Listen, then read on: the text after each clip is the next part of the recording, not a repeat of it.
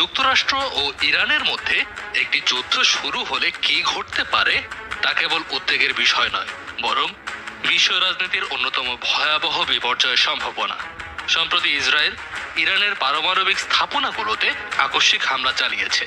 ইসরায়েলের প্রধানমন্ত্রী Benjamin Netanyahu দাবি করেছেন, ইরানের পারমাণবিক হুমকি সম্পূর্ণ বন্ধ করতেই এই হামলা চালানো হয়েছে। কিন্তু বাস্তবতা বলছে ভিন্ন কথা।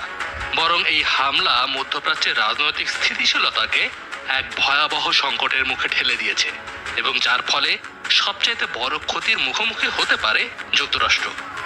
গত শুক্রবার এই হামলা এতটাই আকস্মিক ছিল যে মাত্র কয়েক ঘন্টা আগে যুক্তরাষ্ট্রের স্টেট ডিপার্টমেন্ট মধ্যপ্রাচ্য থেকে প্রায় 40,000 সেনা ও দূতাবাস কর্মী সহ আমেরিকান নাগরিকদের নিরাপদে সরিয়ে নেওয়ার পরিকল্পনা শুরু করে। এই অপ্রস্তুত পরিস্থিতি প্রমাণ করছে ইসরায়েল সম্ভবত তাদের সবচাইতে বড় মিত্র যুক্তরাষ্ট্রকেও যথেষ্ট সময় বা পূর্ব সতর্কতা দেয়নি।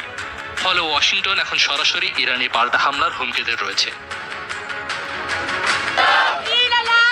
যুক্তরাষ্ট্র ইরান সম্পর্কের উত্তেজনা অবশ্য নতুন নয়। 1979 সালে ইসলামী বিপ্লবের পর থেকে দুই দেশের সম্পর্ক অবনতি হতে থাকে।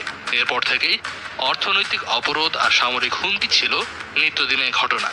তবে বর্তমানে এই উত্তেজনা যে পর্যায়ে পৌঁছেছে তা অনেক বিশেষজ্ঞের মতে গত কয়েক দশকের মধ্যে সবচেয়ে খারাপ।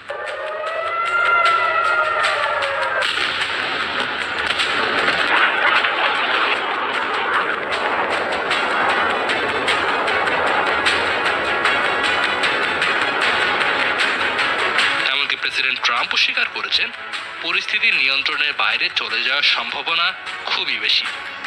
এই মুহূর্তে সবচেয়ে বড় আশঙ্কার বিষয় হলো, আমেরিকা যদি সরাসরি এই যুদ্ধে জড়িয়ে পড়ে তার পরিণতি হবে ভয়াবহ।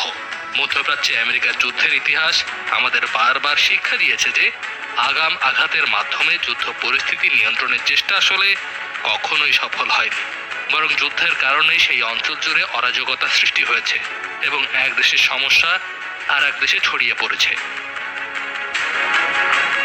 2003 সালে ইরাকে আমেরিকার আগ্রাসন একটি বড় উদাহরণ। তখনও বলা হয়েছিল ইরাকের পারমাণবিক কর্মসূচি বন্ধ করতে হামলা চালানো হচ্ছে, কিন্তু বাস্তবে